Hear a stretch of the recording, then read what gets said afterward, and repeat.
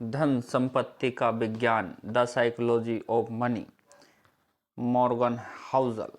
संपत्ति, लालच और सुख पर शाश्वत पाठ। समर्पित है मेरे माता पिताजी जो मुझे सिखाते हैं, ग्रे चेन जो मेरा मार्गदर्शन करती है, माइल्स और रीज जो मुझे प्रेरित करते हैं। प्रस्तावना। पृथ्वी पर सबसे बड़ा प्रदर्शन मैंने अपने कॉलेज के वर्ष लॉस एंजलिस के एक बढ़िया होटल में सेवक के रूप में बिताए। वहाँ एक तकनीकी कार्यकारी अतिथि के रूप में अक्सर आया करता था। वह काफ़ी प्रतिभावान था। उसने लगभग 20 वर्ष से कुछ ही अधिक की आयु में वाईफाई का एक मुख्य घटक डिजाइन कर पेटेंट किया था। वह कई कंपनियां शुरू करके बेच चुका था और बेतहाशा कामयाब था। धन संपत्ति के साथ उसका जो संबंध था उसे मैं सुरक्षा और बचकानी मूर्खता का मेल कहूँगा। वह $100 के नोटों की कई इंच मोटी गड्डी साथ लेकर घूमता था, जिसे वह हर किसी को दिखाता था, फिर चाहे वे देखना चाहते हों या नहीं।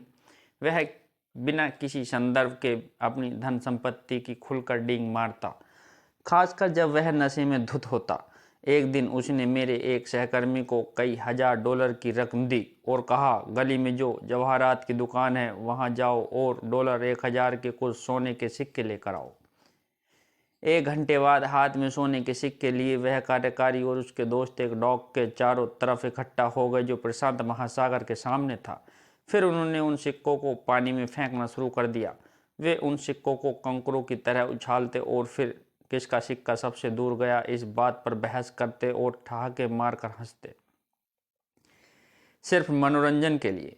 कुछ दिनों बाद उसने होटल के रेस्तरां में एक लैंप तोड़ दिया। एक मैनेजर ने उससे कहा कि वह $500 का लैंप था और उसे उसकी भरपाई करनी होगी। तुम्हें $500 चाहिए? कार्यकारी ने अविश्वास पूर्वक पूछा और जेब से नोटों की एक गड्डी निकालकर मैनेजर को देते हुए कहा, ये रहे $5000। अब मेरे सामने से दफा हो जाओ और फिर कभी भी दोबारा इस तरह मेरी बेइज्जती मत करना। आप सोच रहे होंगे कि आखिर इस तरह का व्यवहार कब तक चल सकता था, और उसका ज़्यादा दिन नहीं, कई वर्षों बाद मुझे पता चला कि वह दिवालिया हो गया। इस किताब का आधार यह है कि धन संपत्ति के मामले में आप कितना अच्छा प्रबंधन करते हैं यह इस पर कम निर्भर करता है कि आप कितने होशियार हैं और इस पर ज़्यादा कि आपका व्यवहार कैसा है। और व्यवहार सिखाना कठिन कार्य है, उन्हें भी जो वास्तव में होशियार हैं। एक प्रतिभाशाली व्यक्ति जो अपनी भावनाओं का नियंत्रण खो दे एक वित्तीय आपदा हो सकता है। इसका विपरीत भी उतना ही सत्य है। सामान्य व्यक्ति जिन्हें वित्तीय ज्ञान नहीं है धनी हो सकते हैं, और अगर उनके पास कुछ ऐसे व्यावहारिक कौशल हों जिनके लिए बुद्धिमत्ता की औपचारिक युक्तियों की आवश्यकता नहीं होती। मेरी पसंदीदा विकिपीडिया प्रविष्टि आरंभ होती है। रोनाल्ड जेम्स रीड एक अमेरिकी जनहितैषी निवेशक, जेनिटर और गैस स्टेशन परिचर थे। रोनाल्ड रीड का जन्म ग्रामीण वर्मोंट में हुआ। वे अपने परिवार से हाई स्कूल पास करने वाले पहले सदस्य थे। यह इसलिए भी और अधिक प्रभावशाली है कि वे प्रतिदिन रास्ते में अन्य लोगों से लिफ्ट लेकर कैंपस जाया करते थे। जो रोनाल्ड रीड जो को जानते थे उनके जीवन के बारे में बताने योग्य ज़्यादा कुछ नहीं था। उनका जीवन इतना सामान्य था जितना किसी का हो सकता है। रीड ने 25 वर्षों तक एक गैस स्टेशन में कारों की मरम्मत की और 17 वर्षों तक जीसी पेने में फर्श पर झाड़ू लगाई। 38 वर्ष की आयु में उन्होंने $12000 में एक 2 बेडरूम वाला घर खरीदा और अपना पूरा जीवन वहीं बिताया। 50 वर्ष की आयु में वे विधुर हो गए और उन्होंने फिर दोबारा विवाह नहीं किया। उनके एक मित्र का कहना है कि उनका खास शौक ईंधन की लकड़ी काटना था। वर्ष 2014 में 92 वर्ष की आयु में उनका निधन हो गया और तब जाकर इस विनीत ग्रामीण जेनिटर ने सुर्खियां रचीं। 2014 में 2,81,03,503 अमेरिकी नागरिकों की मृत्यु हुई। उनमें से 4000 से भी कम लोगों की शुद्ध संपत्ति उनकी मृत्यु के समय $8 मिलियन थी। रोनाल्ड रीड उनमें से एक थे। अपनी वसीयत में इस पूर्व जेनिटर ने अपने सौतेले बच्चों के लिए $2 मिलियन और स्थानीय अस्पताल एवं पुस्तकालय के लिए $6 मिलियन छोड़े थे। जो रीड को जानते थे वे चकराए हुए थे, उनके पास इतना सारा पैसा आखिर कहाँ से आया। बाद में पता चला कि इसमें कोई भी रहस्य नहीं था। न तो उन्होंने कोई लॉटरी जीती थी और न ही उन्हें यह पैसा विरासत में मिला था। रीड ने जितना संभव था उतनी बचत की और वह पैसा ब्लू चिप स्टॉक में डाल दिया। फिर उन्होंने दशकों तक प्रतीक्षा की, जब तक वह छोटी सी राशि बढ़कर $8 मिलियन में बदल गई। बस इतना ही। और एक जेनिटर से जनहितैषी रोनाल्ड रीड की मृत्यु से कुछ माह पहले रिचार्ड नाम का एक और व्यक्ति खबरों में था। रिचार्ड फुस्कोन वह सब कुछ जो था जो रोनाल्ड रीड नहीं था। हार्वर्ड से पढ़े इस मेरिल लिंच कार्यकारी के पास MBA की डिग्री थी और उसने वित्तीय व्यवसाय में इतनी सफलता प्राप्त की कि लगभग 40 की उम्र में ही सेवानिवृत्त होकर एक जनहितैषी बन गया। पूर्व मेरिल CEO डेविड कोमांस्की ने फुस्केन की व्यवसाय कुशाग्रता, नेतृत्व क्षमता, उचित मूल्यांकन और व्यक्तिगत अखंडता की काफ़ी प्रशंसा की। क्रेन्स बिजनेस मैगजीन ने एक बार उसे सफल कारोबारियों की 40 एंड अंडर 40 सूची में शामिल किया, लेकिन फिर ठीक सोने के सिक्के उछालने वाले तकनीकी कार्यकारी की तरह सब बिखर के रह गया। 2000 के पहले दशक के बीच फुस्कोन ने ग्रीनविच कनेक्टिकट में एक 18,000 वर्ग फुट के घर का विस्तार करने के लिए जमकर ऋण लिया। इस घर में 11 गुसलखाने, 2 एलिवेटर, 2 स्विमिंग पूल और 7 गैराज थे और इस घर के रखरखाव का मासिक खर्च $90,000 से भी अधिक था। फिर वर्ष 2008 का वित्तीय संकट आ पड़ा। इस संकट ने वस्तुतः सभी की आर्थिक स्थिति को चोट पहुंचाई। इसने फुस्कोन को प्रत्यक्ष रूप से मिट्टी में मिलाकर रख दिया। अत्यधिक ऋण और अनगदी परिसंपत्ति ने उसे दिवालिया बना छोड़ा। फिलहाल मेरी कोई आमदनी नहीं है, उसने 2008 में कथित तौर पर एक दिवालियापन न्यायाधीश को बताया। पहले उसका पाम बीच वाला घर बड़ा कब्जा लिया गया। 2014 में ग्रीनविच मैंसन की बारी थी। अपनी संपत्ति दान में देने से 5 महीने पहले रिचार्ड फुस्कोन का घर, जहां अतिथि घर के अंदर के स्विमिंग पूल के ऊपर आर पार नज़ारे वाले आवरण पर खाने और नृत्य के रोमांच का स्मरण करते थे, उसे इंश्योरेंस कंपनी द्वारा अनुमानित लागत से 75% कम की राशि में नीलाम कर दिया गया। रोनाल्ड रीड धैर्यवान थे और रिचार्ड फुस्कोन लालची, और बस इतना काफ़ी था दोनों के बीच के शिक्षा और अनुभव के विशाल अंतर को ग्रस्त करने के लिए। यहाँ सीख रोनाल्ड की तरह ज़्यादा या रिचार्ड की तरह कम बनाने की नहीं है, हालांकि यह भी कोई बुरी सलाह नहीं है। इन कहानियों की दिलचस्प बात यह है कि वित्त के संबंध में ये कितनी अनोखी हैं। ऐसा कौन सा दूसरा उद्योग है जिसमें एक ऐसा व्यक्ति जो किसी कॉलेज डिग्री, प्रशिक्षण, पृष्ठभूमि, औपचारिक अनुभव और संपर्कों के बिना किसी ऐसे को पछाड़ दे जिसके पास सर्वश्रेष्ठ शिक्षा, प्रशिक्षण और संपर्क हो? मैं ऐसा कोई और उद्योग नहीं सोच सकता। एक ऐसी कहानी की कल्पना करना जहां रोनाल्ड रीड किसी हार्वर्ड प्रशिक्षित सर्जन से बेहतर हृदय प्रत्यारोपण कर सके, यह बिल्कुल असंभव है। या फिर श्रेष्ठ प्रशिक्षित वास्तुकार उससे बेहतर गगनचुंबी इमारतें बना सके।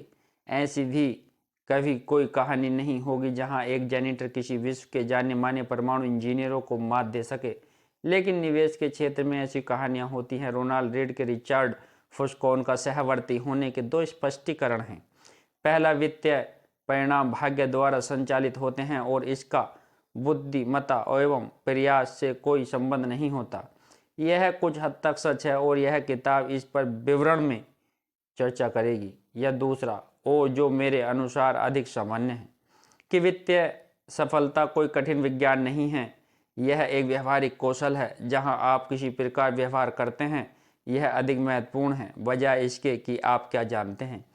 मैं इस व्यवहारिक कौशल को धन संपत्ति का मनोविज्ञान कहता हूँ। इस किताब का उद्देश्य लघु कहानियों के द्वारा आपको यह विश्वास दिलाना है कि व्यवहारिक कौशल संपत्ति के तकनीकी पहलू से अधिक महत्वपूर्ण है। मैं ऐसा इस प्रकार करूँगा कि सभी रीड से लेकर फुस्कोन और बीच में बाकी सब बेहतर वित्तीय निर्णय लेना सीख सकें। और जैसा कि मैंने जाना है, यह व्यवहारिक कौशल काफ़ी अगोचर है। वित्त को मुख्य तौर पर गणित आधारित क्षेत्र के रूप में पढ़ाया जाता है, जहां आप किसी फार्मूले में डेटा डालते हैं और फार्मूला आपको बताता है कि आपको क्या करना है, और यह मान लिया जाता है कि बस आप यह कर लेंगे। व्यक्तिगत वित्त में यह सच है, जहां आपको बताया जाता है कि आपके पास 6 माह की आपातकालीन राशि और आय का 10% बचत के रूप में होना चाहिए। निवेश में यह सच है, जहां हमें ब्याज दर और मूल्यांकन के बीच पहले का सहसंबंध यथार्थ रूप से पता होता है। और यह कॉरपोरेट वित्त में भी लागू होता है, जहां CFO पूंजी का सटीक मूल्य माप सकते हैं। ऐसा नहीं है कि इनमें से कोई भी बात बुरी या गलत है, बात यह है कि यह जानने से कि क्या करना है और आपको यह पता नहीं चलता कि जब आप ऐसा करने की कोशिश करेंगे तो आपके दिमाग में क्या कुछ होगा। 2 विषय ऐसे हैं जो सभी को प्रभावित करते हैं, फिर चाहे आप उनमें दिलचस्पी रखते हों या नहीं। स्वास्थ्य और धन। स्वास्थ्य सेवा उद्योग आधुनिक विज्ञान की एक विजय है, जिससे विश्व भर में आयु संभाव्यता बढ़ रही है। वैज्ञानिक आविष्कारों ने मानव शरीर के क्रिया संबंधी डॉक्टरों के पुराने विचारों को पलट कर रख दिया है और इसके कारण वस्तुतः सभी अधिक स्वस्थ हैं। धन, उद्योग, निवेश, व्यक्तिगत वित्त, व्यवसाय आयोजन, यह अलग ही कहानी है। वित्त ने पिछले 2 दशकों में विद्यालयों से सबसे होशियार दिमाग वालों को बटोरा है। 1 दशक पहले प्रिंसटन स्कूल ऑफ इंजीनियरिंग में फाइनेंशियल इंजीनियरिंग सबसे लोकप्रिय मुख्य विषय था। क्या यह इस बात का प्रमाण है कि इससे हम बेहतर निवेशक बने हैं? मुझे तो ऐसा नहीं लगता। वर्षों की सामूहिक प्रयत्न त्रुटि विधि से हमने बेहतर किसान, कुशल प्लम्बर और विकसित रसायनज्ञ बनाना सीखा है, लेकिन क्या प्रयत्न त्रुटि विधि ने हमें अपने व्यक्तिगत वित्त में बेहतर होना सिखाया है? क्या ऋण में डूबने की हमारी संभावना कम हुई है, या फिर क्या हम बुरे दिनों के लिए बचत करने के लिए अधिक योग्य हैं, या सेवानिवृत्ति होने को अधिक तैयार हैं, या फिर धन दौलत हमारे सुख के लिए क्या करती हैं और क्या नहीं? क्या इस बारे में हमारे विचार यथार्थवादी हैं? मैंने तो इन बातों का कोई दमदार प्रमाण नहीं देखा। मेरे अनुसार ऐसा होने का कारण यह है कि हम धन दौलत के बारे में जो सोचते हैं और सीखते हैं वह बिल्कुल उसी प्रकार है जैसे हम भौतिक विज्ञान सीखते हैं, नियमों और विधियों के साथ, और न कि मनोविज्ञान की तरह भावना और बारीकी से। और यह मेरे लिए उतना ही दिलचस्प है जितना आवश्यक। पैसा हर जगह है, यह हम सबको प्रभावित करता है और हम में से अधिकांश को भ्रमित भी। हर कोई पैसे के बारे में कुछ अलग ही ढंग से सोचता है। यह हमें ऐसे सबक सिखाता है जो हमारे जीवन के कई पहलुओं में लागू होते हैं, जैसे जोखिम उठाना, आत्मविश्वास और सुख। कुछ विषय ऐसे हैं जो यह जानते और समझते के लिए अधिक शक्तिशाली आवर्धक लेंस प्रदान करते हैं कि लोग जिस प्रकार पैसे के प्रति आचरण करते हैं वे आखिर ऐसा क्यों करते हैं। यह पृथ्वी पर सबसे बड़े प्रदर्शनों में से एक है। धन दौलत के मनोविज्ञान के प्रति मेरा स्वयं का अभिमूल्यन इस विषय पर 1 दशक से भी अधिक लेखन के द्वारा विकसित हुआ है। मेरे वित्त संबंधी लेखन 2008 के शुरुआती दिनों में आरंभ किया। यह एक वित्तीय संकट का घोर काल था और 80 वर्षों की सबसे बुरी मंदी। यह लिखने के लिए कि क्या हो रहा है, मेरे लिए यह समझना आवश्यक था कि आखिर क्या हो रहा था। लेकिन इस वित्तीय संकट के बाद सबसे पहली चीज़ जो मैंने सीखी वह यह थी कि कोई भी यथार्थ रूप से नहीं बता सकता था कि क्या हुआ और क्यों, और इसे लेकर क्या कर सकते थे वह तो दूर की बात थी। हर अच्छे स्पष्टीकरण के लिए उतना ही विश्वसनीय खंडन भी था। इंजीनियर किसी पुल के ढहने का कारण बता सकते हैं, क्योंकि इस बात पर सहमति है कि अगर किसी हिस्से में एक निश्चित मात्रा में बल डाला जाए तो वह हिस्सा टूट जाएगा।